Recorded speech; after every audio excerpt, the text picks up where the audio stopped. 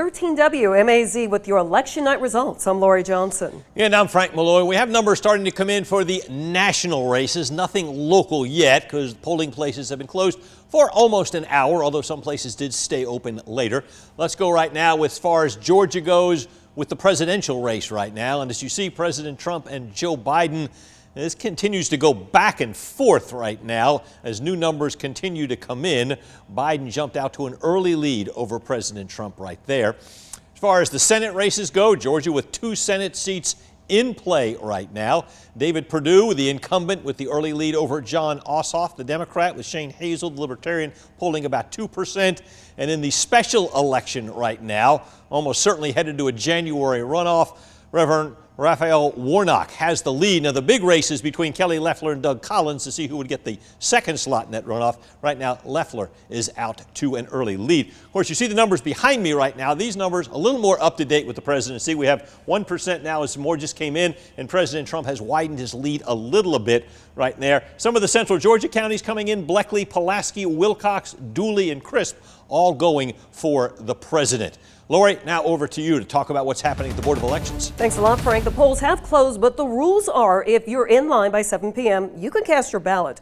We have crews at precincts in Houston and Bibb counties keeping tabs on how the process is unfolding. Kayla Solomon is live at the Bibb County Board of Elections. And Kayla, now that the polls are closed, what happens with the ballots?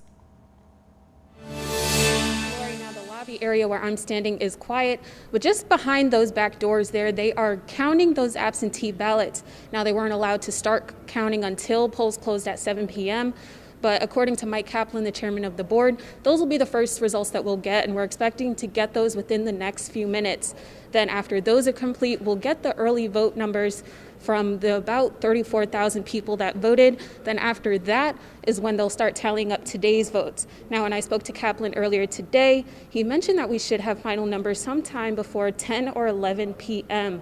Now, compared to the 2016 numbers, we're already at historic here, and we'll have those numbers for you later tonight. Live in Macon, Kayla Solomon, 13 WMAZ News. Thanks a lot, Kayla. We'll be checking in with you throughout the night.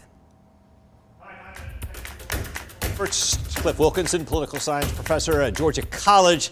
All right, Cliff, we are seeing some early numbers coming in. What trends are you seeing, if any, right now?